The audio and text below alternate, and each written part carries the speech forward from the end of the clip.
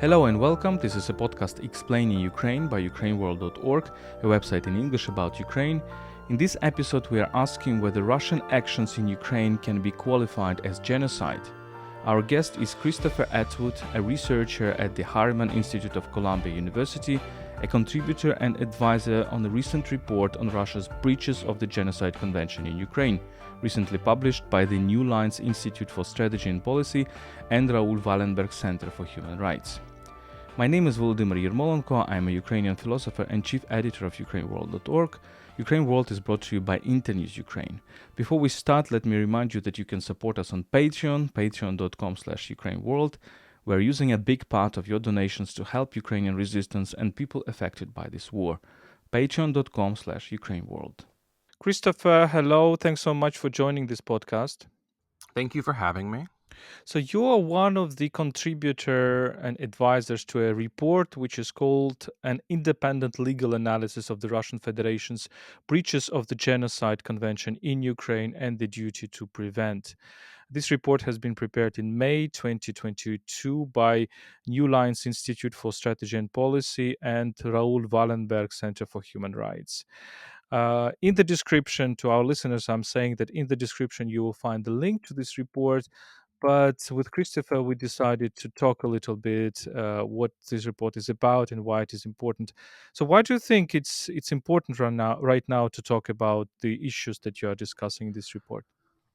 Oh man, I think that it's important. I should sort of ground, sort of where our report falls in terms of its historical significance. So, as far as I'm aware, and as far as everybody who's worked on the report is aware, and these are experts who would know this thing, there's practically no precedent for a report of this detail and with these kinds of conclusions being compiled and published this early during a war of this magnitude. So it's important to get it out there because from the beginning of the war, and I'm sure that I don't need to tell you, but I can share it with your audience that a lot of Ukrainians immediately saw the designation or the term denazification and understood that fundamentally that probably meant that there was genocidal intent behind the invasion. And so that conversation started almost immediately. There was, I think, one of the one international prosecutor started looking into it really quickly. And then, obviously, after we saw the aftermath of the occupation of Bucha, the conversation really became pretty toxic, and it was particularly easy for people to hide behind the idea that, well, genocide is technically a legal term, so we should understand that only from a legal standpoint. And so I think it's particularly important to get a legal analysis out there relatively early, so that there is that legal basis to make the argument. Right. And in this report, you're also discussing very much the Russian conditions, the conditions that are present in Russian media, in Russian public discourse. And this is very important, as far as I understand, to prove that there is a genocide. So you need to prove that there is a certain intent or certain incitement to genocide. In your opinion, how we can judge the Russian discourse in the recent decades, whether there were real this incitement to genocide? Right. Yeah. So this is a great point, right? The thing that separates genocide from other atrocity crimes is finding the intent. And I do want to step back just very briefly and point out that um, a lot of people seem to be under the impression that genocidal intent needs to be explicit. It does not need to be explicit, and courts over the decades have said this outright, that you don't even one court in the early 2000s that was examining atrocities during the Yugoslav wars, one court determined that you don't actually technically even need a genocidal plan to have committed or to commit genocide. The intent just needs to appear at some point.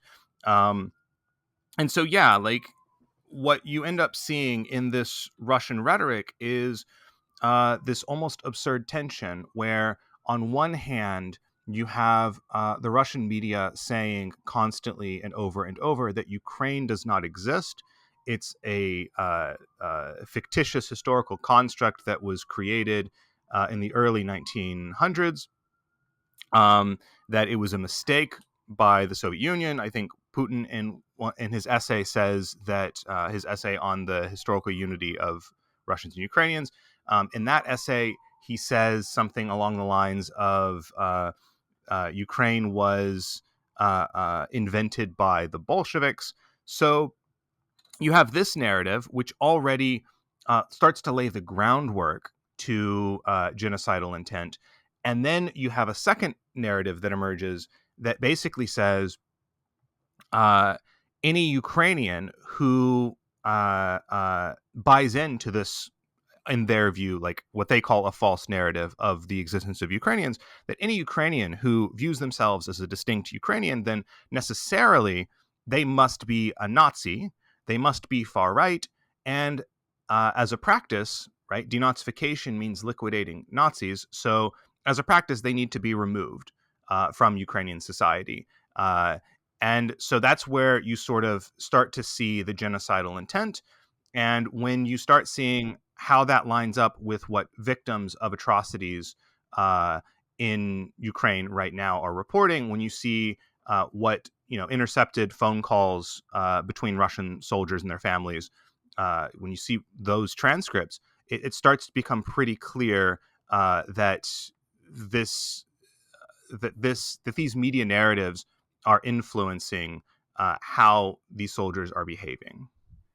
So, do you understand correctly that by saying that Ukrainians are Nazis, and there was also a narrative that uh, uh, or maybe all of the Ukrainians more or less support this Ukrainian ideology, and therefore they are passive Nazis. There was also this concept emerging in Russian media. By saying this, by dehumanizing Ukrainians, it opened the way for mass killings because basically it removed any moral obligation of the Russian soldiers with regard to Ukrainian population that they were occupying. Is that what you're saying? Yes, exactly. And it's also important here to note that, um, it's not as if these Russian state media ideas are being shared in a free media environment, right? Like, first, we should note that Russian soldiers have 1 hour of TV time every day, and that TV time is Russian state news. Russian soldiers are obliged to read Putin's essay on the unity of Russians and Ukrainians. Um, and then, obviously, there is massive crackdown on there's a massive crackdown on independent media. Independent media was already almost non-existent in the Russian media space before the invasion, and now it is completely non-existent. So it creates this environment where soldiers are hearing these ideas constantly, and it's hard to get around the idea that when a soldier, or for example, in our report, we cite an incident where a Ukrainian man is taken away by Russian soldiers because he has a tattoo of the Ukrainian coat of arms. Right? When the idea of having a tattoo of the Ukrainian coat of arms, like when that is interpreted as like a evidence that you are a Nazi and must be eliminated, well, then clearly we've crossed some kind of threshold. So yeah, I think that this is sort of the danger in that rhetoric. And to your point, actually, it's also important to note that while there were sort of rumblings that all of Ukrainians were Nazis, the initial rhetoric at the start of the war was that no, it's just the government and military. So we just need to change the government, demilitarize Ukraine, and inherently Ukraine will be denazified. And then you start seeing these this talking point from Russian state media people. So, for example, the deputy chair of the State Duma, Pyotr Tolstoy, and then the head of RT, and like the editor in chief of Россия Сегодня, Margarita Simonyan. They both start saying, I think somewhere in the middle of March, that actually we didn't realize how many Ukrainians were Nazis. This is going to be a massive undertaking. At one point, Pyotr Tolstoy writes on Telegram, I believe he says this on a national TV show as well. He says that we've lost an entire generation of Ukrainians. So what is a Russian soldier supposed to, how is a Russian soldier supposed to interpret that statement, right? Like when a Russian soldier is fighting in Ukraine and he's hearing from state media that we've lost an entire generation of Ukrainians. He arrives in some Ukrainian town and locals don't want him there, shout him down, and tell him that he's the fascist. Well, then, like, everything that he's been told for several years, and this rhetoric has intensified over the recent months, tells him that that person's a Nazi. And if my job is to denazify Ukraine, then I need to do something with that person. Right, and it's also important, I think, to stress that how Russian propaganda in the late decades were making an equation mark between nationalism and Nazism, patriotism and Nazism, but also the very fact of having a Ukrainian identity, as you mentioned, the coat of arms and cherishing the coat of arms or Ukrainian national flag also identifies with the Nazism. So Russians are taking a maybe a very good idea to fight against Nazism and decent idea, but turn it into a Nazism itself, into the instrument to kill people. And one of your points of your report is also the point which is called accusation in a mirror, when you're saying that, look, Russians were depicting Ukrainians as committing genocide, and we've heard this rhetoric by Putin before the 24th of February, and this also kind of removes this moral barrier, right? If you're attacking a country which is committing genocide, you kind of giving a permission to your soldiers to commit a genocide. Right. Yeah. Exactly. And this is something that, and I think we note in the report, this is something that you see uh, in a lot of atrocities. You have the perpetrator. The perpetrator initially needs to find a reason to attack the targeted group, and one of the easiest ways to find that reason is to characterize them as an existential threat to the perpetrating group. And so, and I do want to point, like, I do want to expand this a little bit and note that, this idea of Ukrainians being Nazis, or people who identify as Ukrainian or who embrace their Ukrainian identity, that those people must inherently be far right Nazis or fascists, right? That idea, did not start in February. It did not start in 2014. That idea has been a mainstay of Russian propaganda, since really before World War II. So it's not it's not hard for the Kremlin to build a narrative that Ukrainians are carrying out genocide, or to accuse Ukrainians of genocide, when the Kremlin, both in the Soviet period and in the post-Soviet period, has for decades been building this narrative that if you identify as Ukrainian, then, well, that means that you glorify Ukrainian nationalist figures from World War II, which means that you glorify Nazi collaboration, which means you glorify Nazis, which makes you a Nazi, which means you're capable of genocide.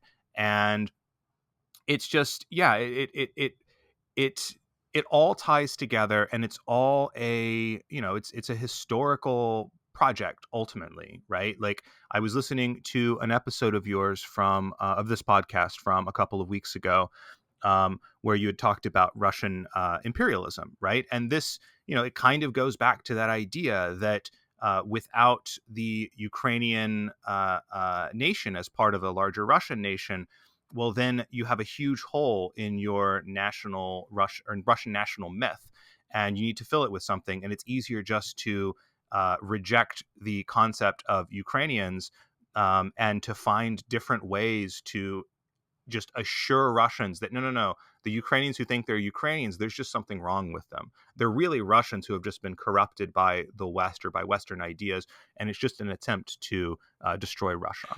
Why do you think Russians are perceiving Ukraine as an existential threat? So they really put, okay, for Ukrainians it is obvious. We are describing Russia as an existential threat because we understand that Russia can destroy Ukraine, can destroy its statehood, and Ukrainians need to defend.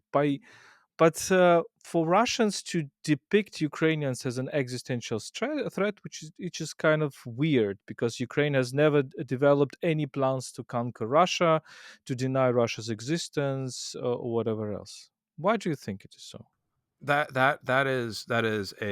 is a great question, and that is that is obviously one of the questions that academics are trying to wrestle with right now. And I really think, again, this can only obviously be my personal opinion, and obviously we don't address it in the report, but I really do think it ultimately comes down to building this Russian historical narrative and trying to find a Russian identity. I'm forgetting the name of the book, but Serhiy Plokhy has a really, really brilliant book about Russian nationalism. And Lost Kingdom. yes, Lost Lost Kingdom. Yeah. Kingdom. And he explores this idea in the end of the book that after the end of the Soviet Union, Russians really had to try to find what their identity really was. And I think that it's really hard for the Russian state, especially a Russian state that's trying to keep together the pieces of ultimately an old empire, right? Trying to keep everyone together under one roof is really difficult without some kind of unifying myth.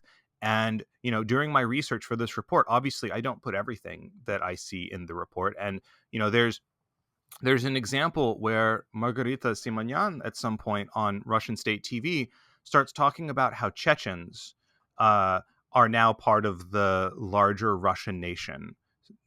And it's just this, and the idea is because they're helping Russia with this like civilizational war against the West. And it's just it really is fascinating to see to see the struggle of trying to build this narrative. There's another book that I absolutely recommend and absolutely love by Serhiy Yakelchik. He's a scholar professor in Canada. He wrote a book called Stalin's Empire of Memory, and that book sort of goes over the historical narratives that the Soviet Union had to try to build in order to maintain the myth of like Russian and Ukrainian historical unity. And there's just all kinds of absurd moments in the book where they're trying to make everything in Ukrainian history a march towards communism, but at the same time make everything in Ukrainian history a march towards unity with the Russian people. And those two ideas do not line up. It's not possible to make them line up. So you end up with absolutely absurd conversations, wondering like, well, how do we bring Bogdan Khmelnytsky into the historical Ukrainian narrative when it sort of goes against the idea of a march towards communism? And it's just this. I think that ultimately, yeah, it comes down to there is just a struggle to define a national narrative in Russia that will justify maintaining and preserving what's left of this empire. Right. When you mention Margarita Simonyan, who is Armenian, calling Chechens kind of a heroes of Russia, and presenting them Chechen Muslims as coming to Ukraine, and Muslims and coming to Ukraine, and to maintain the Orthodox Slavic unity. This, of course, it sounds very, very absurd. And this, I think, shows some of the holes of the Russian identity indeed. And the this feeling that if they do not destroy Ukrainian identity, they will lose the only chance for them to keep the Russian identity alive. Maybe in this way. Let's talk about reality. So you also talk about this in your report, because one thing is just intention, the propaganda. This is very important. Uh, but how does it transfer? How does it translate into reality?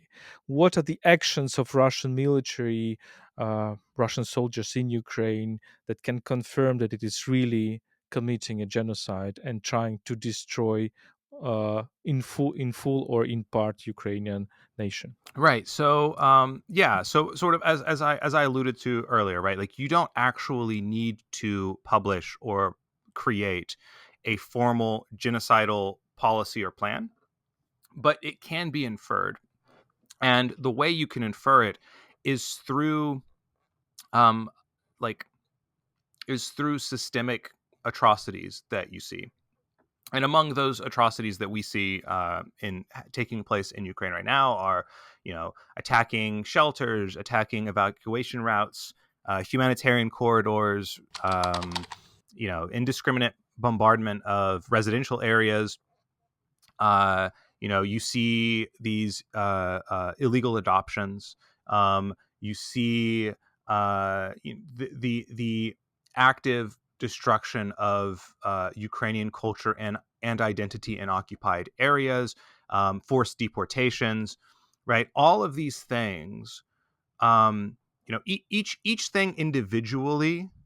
Oh, sorry, I forgot one of the major ones that we bring up in the report, which is sexual violence, which also points towards a genocidal plan. And um, when each of these atrocities individually, each of these crimes individually, does not necessarily point to genocide, especially without some kind of plan. But when you look at the larger picture, when you look at what's actually happening on the ground, how Russia is waging this war, how Russia is justifying this war, and how Russia is speaking about the targeted group, then it's really, really, really hard to deny that there is a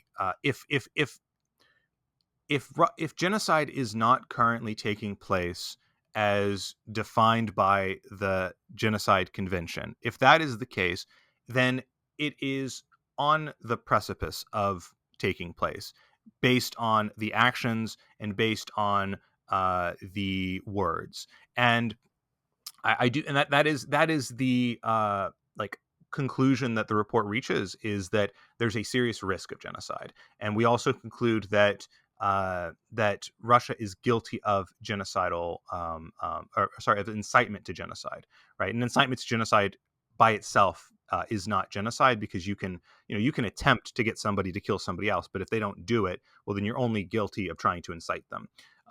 But it's I mean, personally, right, as somebody who worked on the report, and a number of people who worked on this report have publicly said that they believe that there is a genocide taking place. Personally, I think it's really difficult to deny that this pattern of atrocities combined with this rhetoric can point to anything other than genocide.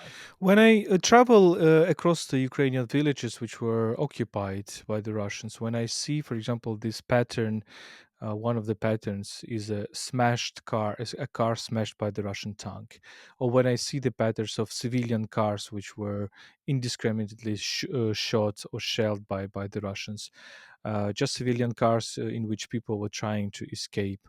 the town or the village. I'm asking a question: how it could have happened, and one of the answers that I have is that basically the Russian soldiers did not have any instruction as to how to differentiate between civilians and soldiers. They were considering any person, any person living in Ukraine as potential danger, and they did not really think how to avoid these mass killings. And that brings me to a conclusion also, that Russians do not cherish even their own lives, the life of their own citizens, and therefore we see so many examples when they send so many people to death, when they don't take the bodies of the killed people from the ground. So, do you think its roots are not only in the hatred of Ukrainians, let's say, but also in the kind of a very low value of life in Russian society or in Russian ideology? I definitely believe that the Kremlin does not care much for human life, and we've seen, I believe, like Russian opposition journalists have died in Ukraine, or at least been injured in shelling. But yeah, so it's I don't think it's it's a secret that Russia, that especially the Kremlin right now, has absolutely no care in the world for human life. So many times when we were working on this report, because we're working with different experts, right? And so my role on the team is I am a regional specialist. So I know Ukraine, Russia, Eastern Europe in general, and how all of those dynamics work, how the Russian Ukrainian relationship has worked historically. And but obviously it's a team that needs different people from different walks of life, and uh, a lot of people, there was this comment a lot that when reviewing the atrocities that we were seeing throughout Ukraine, a lot of people sort of pointed to Syria and Chechnya, that this was, something would happen, we would share some kind of event, and somebody would say, wow, that's exactly what they did in Syria. And I'm talking about like a specific, like, individual military strategy or technique, or bombing a civilian area, for example, or the way that they bombed a civilian area, or the way that they entered a civilian area, and somebody would say, oh wow, that really looks like this thing that happened in Syria. So I do think that there's just a pattern of the Russian yeah, like the Russian leadership for certain does not care whatsoever about civilian life, about Russian life, um, and I do think that it's it's really hard to comprehend. It's really hard to wrap your mind around, because I grew up. I grew up in Texas. I was I was just a regular kid in Texas when growing up, and so I watched or saw history of World War II, and it was presented to me as this, like, unique evil of this regime that just hated everybody, or hated a certain group of people, hated certain groups of people, and did not care one way or the other how they perished or where they perished or anything about anybody. It was just this ideological push to win. And I think that's what we're seeing with this invasion and with this regime in Russia. That, yeah, it's just this horrific thing. And I personally, the big question I've been having is, like, can we really not come together to stop this? Like, are we really having the conversations that we're having about uh uh like, I'm sure you saw there was a poll that came out a couple of days ago, that only 22% of Europeans believe that the war should be fought until Ukraine recovers all of its territories, and I think 33%, somewhere around there, believed that they're like that they think that it would be acceptable to end the war with a peace, with Russia occupying some parts of Ukrainian territory. it just feels so absurd to me, because when you look at every, all the research that went into this report, I don't understand why anyone is under the idea that Putin would stop at at just occupying some parts of Ukraine. So it's sorry, it's a long answer to a rather philosophical question. Yeah, unfortunately, we keep saying, the Ukrainians are keep saying that Putin will not stop, that the nature of this empire is a dynamic expansion. And unfortunately, we still feel this kind of misunderstanding or lack of understanding in other parts of the world. Let me ask you, when you look back in history, because Ukrainians were fighting, for example, and are still fighting to recognize to Holodomor, the Great Famine of the 30s, as genocide. We see basically the repetition of the old schemas, old schemes, and. Do you think that the more we look into this war, the more we see the older patterns coming back, and therefore the more we see probably the real genocidal nature of other atrocities that Russians or Soviets have been committing against Ukrainians, but also against other nations? That is such a brilliant question that I have been considering for a while now. And actually, since since working on the report, I was actually one of the pieces I've been meaning to write, and that I will sit down and write at some point in the near future, is I want to write something and basically say, I think I'll title it Russia is trying to execute another Ukrainian Renaissance.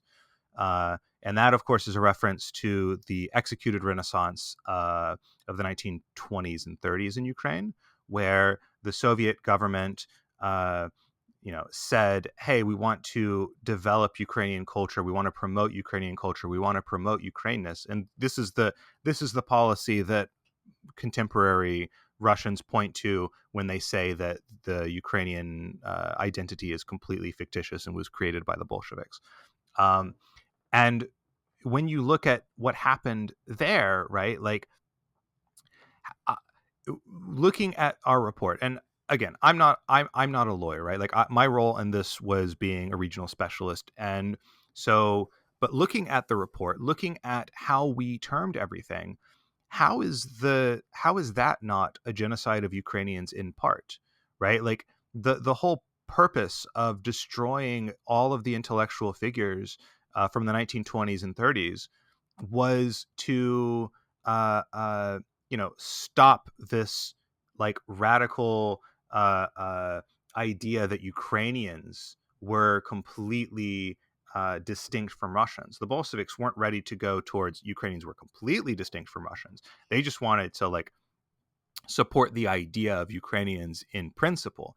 And how is that not at least bordering on genocide? So yeah, no, I think that looking at what's happening now and how open it is, right? Like, just because the executed Renaissance was carried out, or sorry, that the execution of that Ukrainian Renaissance was carried out by secret police, just because it was local authorities doing these things, it doesn't make it any less targeted than what we're seeing right now. So you replace the NKVD with the Russian military, and you have both things seem remarkably similar, especially in the report. By the way, we also note that I believe the OSCE has in one of their independent reports noted that there are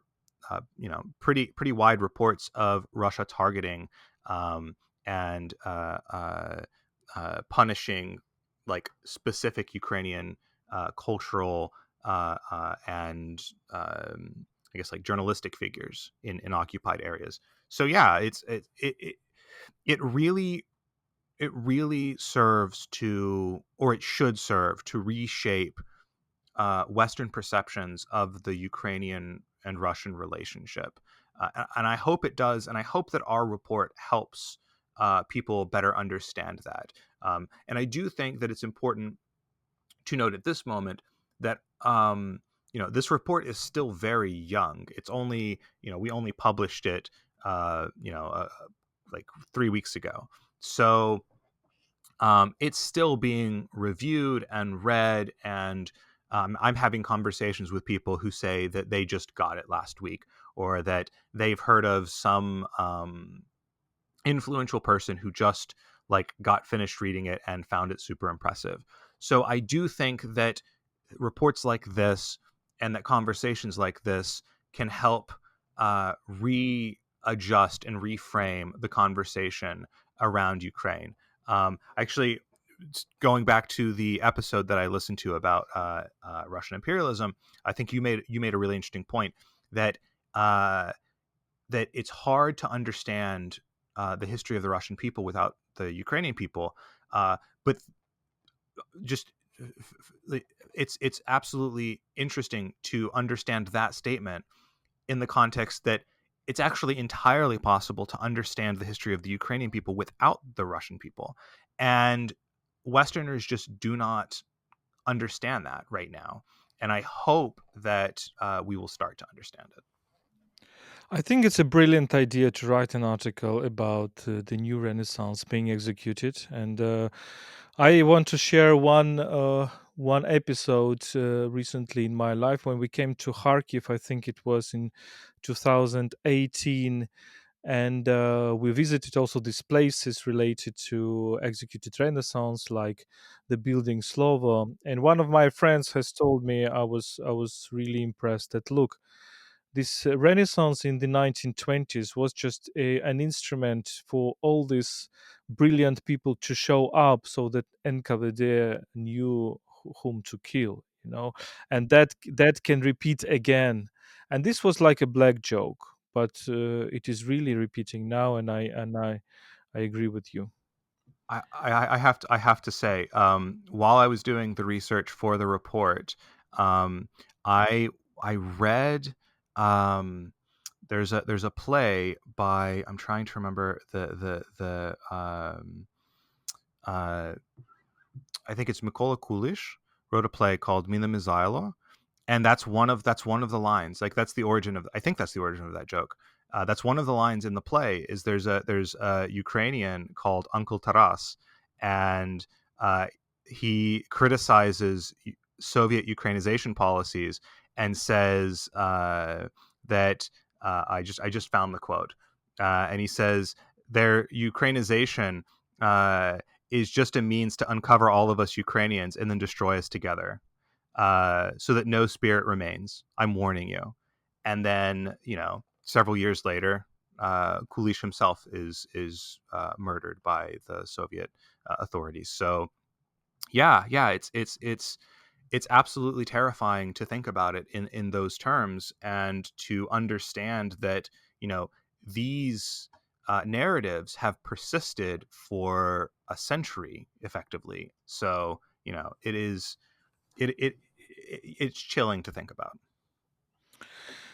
Yes, unfortunately. Maybe my last question is, I have the impression that the discussion of the genocide was kind of always framed by the reference to the Holocaust. And of course, we understand that the Holocaust is a horrible crime.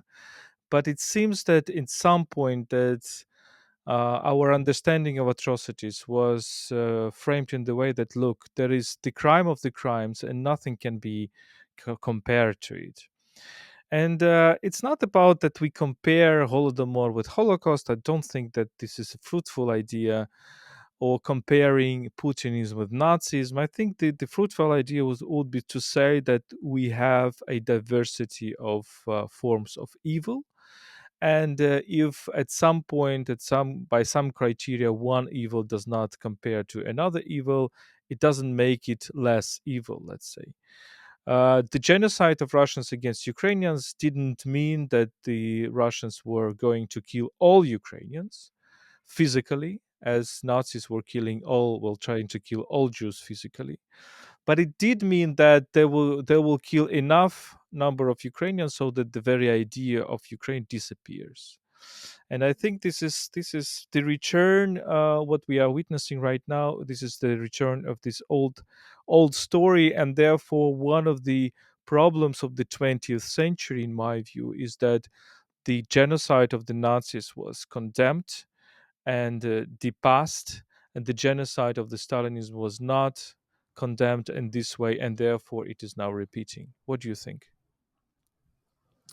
That is so similar to how I have framed the that's honestly that is similar to how I framed the 2014 invasion to a lot of family, friends, and colleagues back in Texas. I visited for a couple of months in 2015, and they were asking me all about it, and that's basically how I explained it to them, that there are these atrocities that go back throughout time, and sort of we've never, there's never been no nobody has ever been able to compel Russians to actually re-examine what actually happened and actually atone for their the sins of their forefathers. I do think, like, what you bring up actually, it there's one thing I do want to bring up in particular, like a specific incident in terms of Russia not actually coming to terms with its own past. Is So I think in at some point when I don't remember exactly when it was. I think it was right before or no, it was right after the Smolensk plane crash that killed the Polish president. The Russian parliament came out with a statement that formally recognized the Katyn massacre as an intentional atrocity by the Soviet Union against Poles.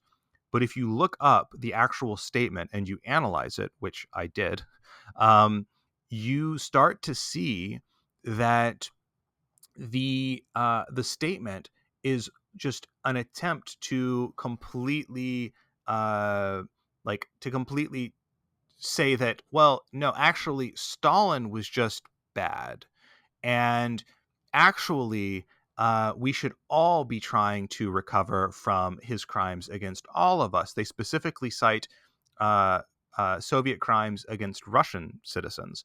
And then at the end of the statement, it says that Poland and Russia should be working together to celebrate the memories of both the